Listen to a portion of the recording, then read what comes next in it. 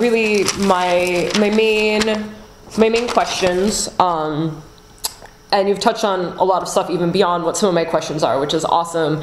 So I guess the final one is really, do you have any just final things you'd like to add about Soy Not Oi and punk food more generally? So I'm surprised that the book is around. I'm so happy, it pleases me, but I'm surprised. It still sells, I think. You'd have to check with AK, but I think they must have sold about 10,000 copies of that book. They've controlled since we gave them right to put it.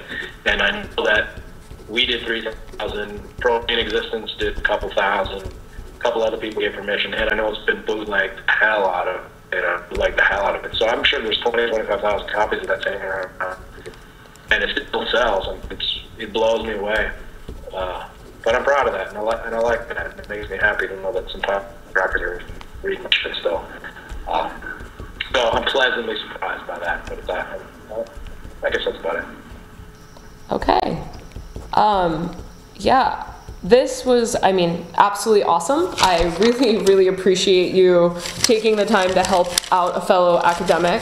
And it was fun for me because one of the big discussions we're having in the class that I'm writing this paper on is people really want to argue for consumerism as a form of activism.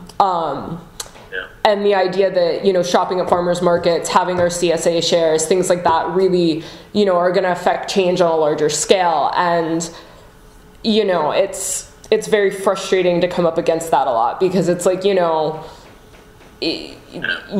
shopping a certain way. You're not changing the systems, and there are a lot of problems even amongst these systems of like alternative consumption that we think are so great.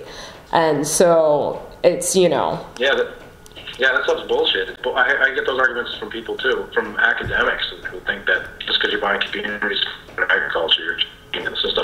And I always just say, well, how is Monsanto threatened by what you're doing?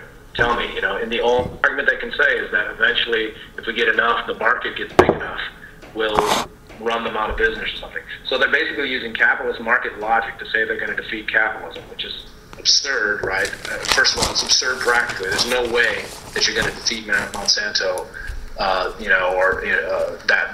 way, or Archer McDaniels or whatever. There's no way you're going to beat those things that way, and it's naive, it's politically naive, and there is no sense of conflict with the powers that be.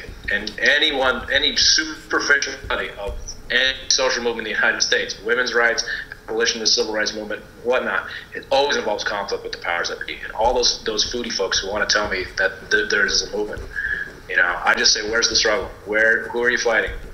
And they have terrible answers every time.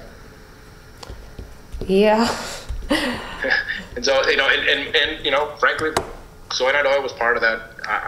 Is guilty of that too, and that would be my if I was to redo or something, that would be my criticism of the book.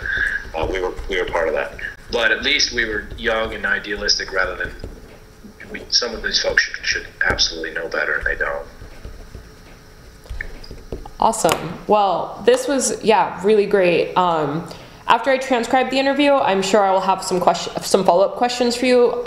Will it be okay if I send you that over email? Yeah, sure. Sounds good. Okay. Awesome. Well, as I said, thank you so much. So. Yeah, thank you, Erin. Good luck with your battles with your fellow grad students there. Yeah.